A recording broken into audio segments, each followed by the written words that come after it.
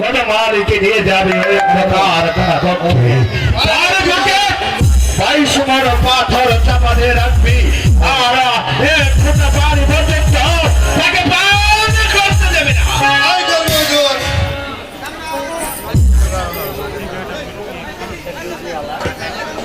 নিয়ে যা পরে বিলম্ব যে আমার আর সহ্য হচ্ছে না।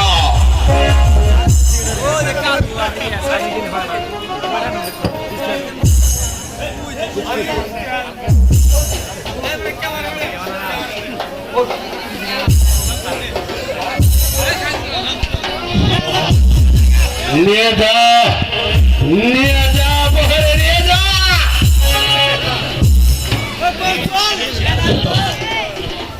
আচ্ছা, আপনি চলে যাচ্ছে। আমাদের অভিশাপে তোরা যে পুরে ধ্বংস হয়ে যাবি, ধ্বংস হয়ে যাবি, ধ্বংস। আমার হৃদয় থেকে আমার একমাত্র কন্যাকে ছিনিয়ে নিয়ে গিয়েছে। এই যে আমার যন্ত্রণা আমি কি দিয়ে নিবারণ করব? আর যে আমাকে বলছিস আমি পুরো ধ্বংস হয়ে যাব।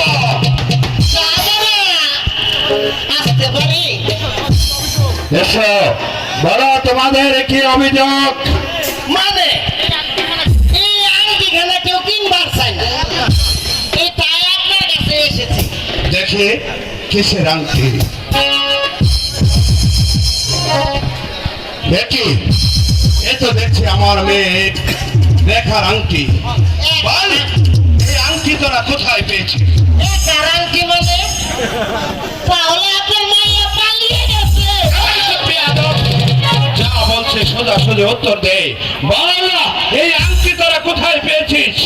একটা ছেলে একটা মাইয়া লইয়া আমাদের এই ঘাটে পার হইয়া গেছে। তোরা নিশ্চয় জানিস তোরা এখনো কোথায় আছে?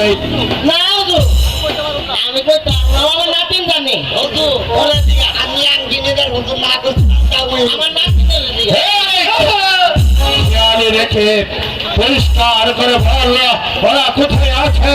যদি না বলিস তাহলে আমি তোদেরকে জানিয়ে বাঁচিয়ে রাখবো না। বল, বল ওরা কোথায় আছে।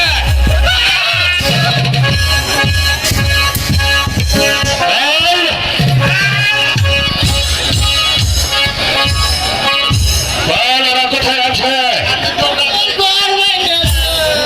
বলতে পারিস না? বল, এখনো সময় আছে।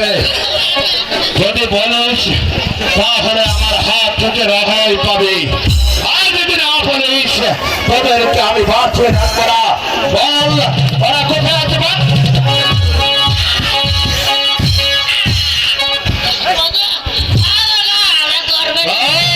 আমরা গরিব মানুষ, রোগা তলে খাইয়া খাইলে কুচ করো নিবার পাইনা।